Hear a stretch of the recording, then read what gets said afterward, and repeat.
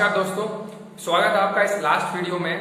तो इस last video में हमने जो चैप्टर स्टार्ट किया है rise of nationalism in Europe, तो उसका हम जो लास्ट टॉपिक है नेशनलिज्म एंड इंपेरियलिज्म वो हम देखेंगे। तो आइए इस टॉपिक में पहले बात करते हैं। तो लेकिन उस टॉपिक को देखने से पहले हमारे पास जो एक नया वर्ड आया है इंपेरियलिज्म, तो सबसे पहले हम उस पर फोकस करते हैं इंपेरियलिज्म के ऊपर। तो इंपेरियलिज्म का बेसिक मीनिंग क्या है, इसको समझाने के लिए आप सबसे सिंपल एग्जांपल होगा ब्रिटिश रूल ओवर इंडिया। अंग्रेजों का हमारे ऊपर रूल सबसे बेस्ट एग्जांपल है इंपेरियलिज्म का। तो अगर डिक्शनरी मीनिंग देखें हम इंपेरियलिज्म का, तो डिक्शनरी बोलती है कि a political system in which rich and powerful country, दो वर्ड आते हैं हमारे पास, rich and powerful country they control other countries which are not as powerful.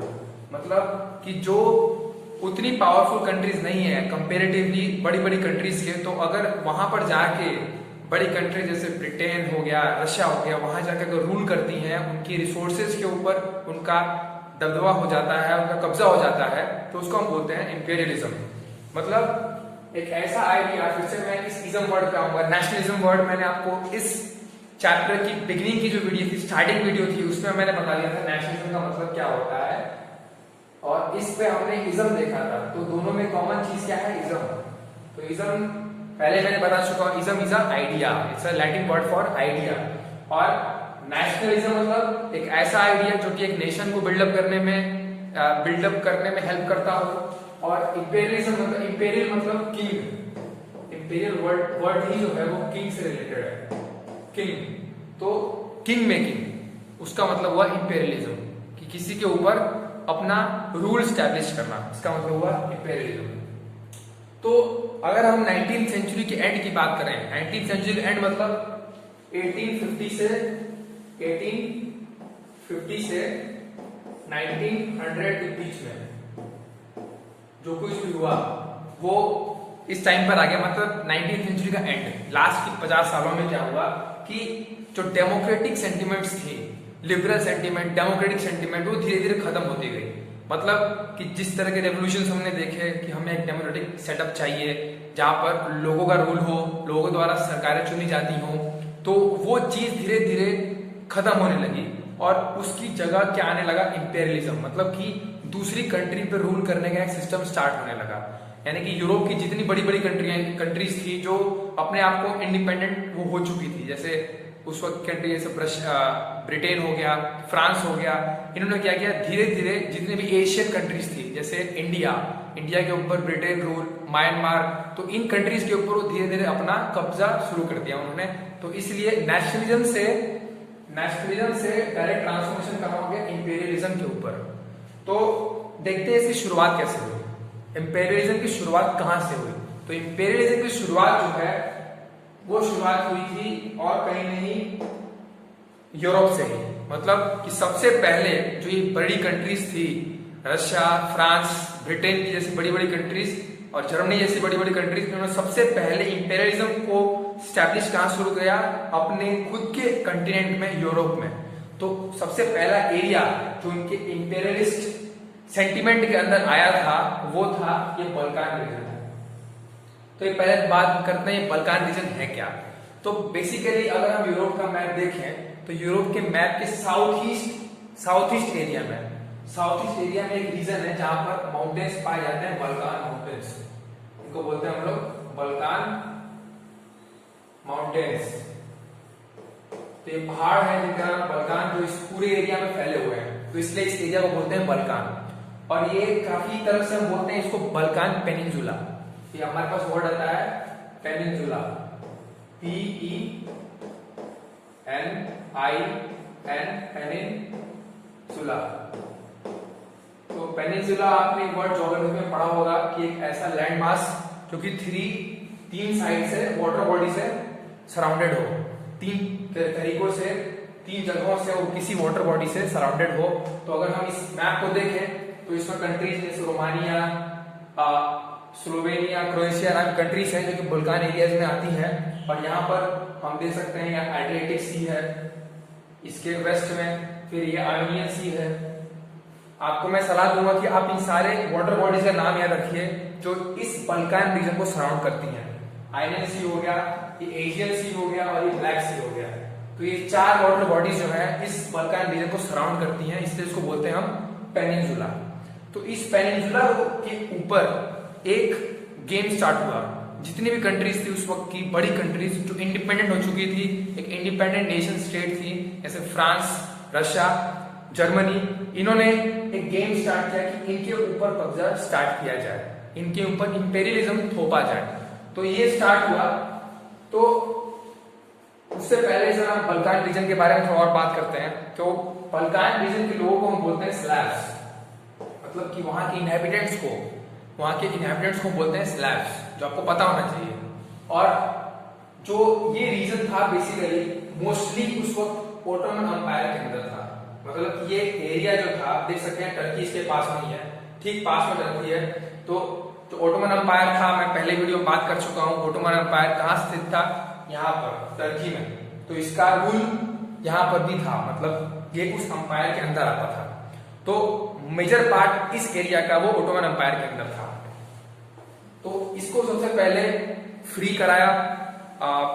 बहुत सारे जो बड़े बड़े उस वक्त के यूरोपियन कंट्रीज थी, जैसे फ्रांस, जर्मनी, तो इन्होंने सबसे पहले इस एरिया को ओटोमन अंपायर से फ्री कराया और आपस में लड़ना शुरू कर दिया इसके ऊपर दबदबा बनाने के लिए। तो अब जो हमारे पास बात आती है कि the nation states present there, जो इस यहाँ पर मतलब कि जो यहाँ के नेशन स्टेट्स थे वहां पर जो बेसिक आइडिया था वो नेशनलिज्म का था। वो कैसे उत्पन्न हो रहा था, रोमांटिसिज्म के थ्रू। रोमांटिसिज्म के थ्रू जो है वहां की आइडिया रोमांटिक नेशनलिज्म थी, मतलब कि वो अपने कल्चरल पास्ट, कल्चरल ट्रेडिशन से अपने आप को रिलेट करते थे। नेशनलिज्म की फीलिंग वो वहां से उत्पन्न करते थे। रोमांटिक इंपेरियलिज्म था एक तरह का। तो इसका फायदा उठाया बाकी 3-4 कंट्रीज ने, जिसका नाम लेते हैं, जैसे Russia, Germany, England, Austria, Hungary. They entered into this area, मतलब इस एरिया में वो घुसे और वहां पर एक पावर गेम शुरू कर दिया कि इसके ऊपर सबसे पहले कब्जा कौन करेगा, किसके अंदर ज्यादा टेरिटरी आएगी। तो ये इसके ऊपर कुछ मतभेद शुरू हो गया और ये मतभेद इतना बड़ा हो गया कि 1914 में 1914 में वर्ल्ड वार 1 के नाम से ये फेमस हो गया, वर्ल्ड वार 1 के नाम से। तो इस वर्ल्ड वार 1 के ऊपर हम एक स्पेशल वीडियो बनाएंगे वर्ल्ड वार 1 के ऊपर, जिसमें मैंने बताया है यहाँ पर कि एक सेपरेट वीडियो में हम वर्ल्ड वार 1 को कवर करेंगे। इसमें हम बताएंगे कि वर्ल्ड वार 1 के स्टार्ट होने के पीछे रीजन क्या है और वो कैसे स्प्रेड हुआ। तो बेसिक रीजन यही था वर्ल्ड वार 1 का कि जितने भी बड़ी बड़ी कंट्रीज थी वो इस बल्कान रीजन के ऊपर अपना दबदबा बनाना चाहती थी, किसके अंदर कितनी टेरिटरी आएगी, कौन जीतेगा। तो ये ट्रांसफॉर्म होके बड़ी बात बन के वर्ल्ड वार 1 में खत्म हुई थी। तो अब इसका जो बेस्ट एग्जांपल है इंपेरियलिज्म का, जैसे मैंने स्टार्टिंग में बताया, ब्रिटिश एम्पायर। तो जो ब्रिटिश एम्पायर है वो अगर हम इस मैप में देखें, जो आपकी बुक में दिया हुआ है मैप, तो कहां कहां किस तरह ब्रिटेन ने अपना अपना रूल स्टैब्लिश किया, चाहे वो यहाँ इंडिया का हो या फिर बाकी छोटी छोटी ये साउथ अफ्रीका जो भी वो भी ब्रिटिश के अंदर था पहले। तो किस तरह ब्रिटेन ने अपने जो इंपेरियलिस्ट सेंटिमेंट है, इंपेरियलिज्म की आइडिया है, उसको कैसे कैसे दूसरे कंट्रीज पे थोपा, किस तरह वहां के रिसोर्सेज को अपने लिए इस्तेमाल किया, वो एक परफेक्ट एग्जांपल है इंपेरियलिज्म का, ब्रिटिश एम्पायर समझने के लिए। अब हम बात करते हैं कि जैसे मैंने बताया कि किस तरह इंपेरियलिज्म जो है, किस तरह वर्ल्ड वार 1 स्टार्ट हुआ। इन जो बड़ी बड़ी कंट्रीज थी, रशिया, जर्मनी, ब्रिटेन, इनके बीच जो लड़ाइयां हुई उस बल्कान रीजन के ऊपर अपना दबदबा बनाने के लिए, तो ये एक तरह से पूरे यूरोप को बर्बाद कर दिया एक तरह से इस पूरी घटना ने। तो 1914 में यूरोप जो है एक बहुत ही बुरी स्थिति में था, उस वक्त वर्ल्ड वार 1 से जूझ रहा था। तो ये वर्ल्ड वार 1 दो बेसिक सेंटिमेंट्स को मिलाकर बना, कौन कौन सी, नेशनलिज्म और इंपेरियलिज्म। इन दोनों का जो मेल है वो एक तरह से यूरोप के लिए खतरनाक साबित हुआ। अब हम बात करते हैं कि जो अब इसके बाद, मतलब कि वर्ल्ड वार 1 जब स्टार्ट हुआ, 1914 की जो टाइमिंग थी, 1914 के बाद जो पूरे वर्ल्ड में जो भी सेंटिमेंट्स थे, जो भी आइडियाज थे इंडिपेंडेंस के, वो किससे रिलेट होने लगे? Anti imperial sentiment. Anti imperial sentiment मतलब कि आपको मैं इंडिया एग्जांपल देता हूं एंटी इंपेरियल सेंटिमेंट को समझाने के लिए, कि ब्रिटेन ने हमारे पे कब्जा किया तो वो क्या था? इंपेरियलिज्म। उसके खिलाफ हमारे जो फ्रीडम लीडर्स, फ्रीडम फाइटर्स थे, फ्रीडम मूवमेंट के जो लीडर्स थे, जैसे महात्मा गांधी हो गए, भगत सिंह हो गए, तो इन्होंने इंडिपेंडेंस मूवमेंट स्टार्ट किया। तो ये इंडिपेंडेंस मूवमेंट का ओरिजिन क्या था? ओरिजिन था कि हमें ब्रिटिश के खिलाफ लड़ना है। तो ब्रिटिश के खिलाफ लड़ना है मतलब कि हमें इंपेरियलिज्म के खिलाफ लड़ना है। तो इसको बोलते हैं एंटी इंपेरियल सेंटिमेंट। यानी कि अब जो इंडिपेंडेंस है मतलब आजादी है, वो किससे रिलेट होने लगी? एंटी इंपेरियल सेंटिमेंट से। यानी कि नेशनलिज्म का अब जो रुख है वो बदल गया। तो नेशनलिज्म अब किससे एसोसिएट होने लगा? नेशनलिज्म का में अब जो रिलेशन है वो हो गया किससे? एंटी इंपेरियल सेंटिमेंट से। एंटी इंपेरियल सेंटिमेंट से इसका रिलेशन हो गया। तो अब अगर हम चाहते हैं कि नेशनलिज्म को स्प्रेड किया जाए या फिर एक नेशन स्टेट बनाया जाए, तो उससे सबसे पहले आपको जो काम करना है वो क्या है? वहां की जो फॉरेन स्टेट जो आप पे कब्जा कर रहा है उसको सबसे पहले हटाना है। तो वो हो गया एंटी इंपेरियल सेंटिमेंट। तो anti imperial sentiment became related to nationalism. तो इस तरह हम देख सकते हैं किस तरह नेशनलिज्म की जो फीलिंग है, किस तरह नेशनलिज्म का जो आइडिया है वो टाइम बाय टाइम चेंज होते रहा है। कहीं रेवोल्यूशन से कहीं रिलेटेड है, कहीं रोमांटिसिज्म से रिलेटेड है, और जब हम 20th सेंचुरी में आए, जब 1900 के बाद आए, तो एंटी इंपेरियल सेंटिमेंट से रिलेट होने लगा। तो इसको बोलते हैं the changing nature of nationalism. Nationalism का changing nature, changing sentiment, changing perspective, लोग किस तरह उसको देख रहे हैं, किस तरह परसीव कर रहे हैं, वो धीरे धीरे चेंज होते रहा। तो यूरोपियन सोसाइटी ने बहुत कुछ सिखाया पूरे वर्ल्ड को कि कैसे ऑर्गेनाइज होना है, कैसे नेशन स्टेट का आइडिया सबसे पहले यूरोपियन सोसाइटीज ने दिया।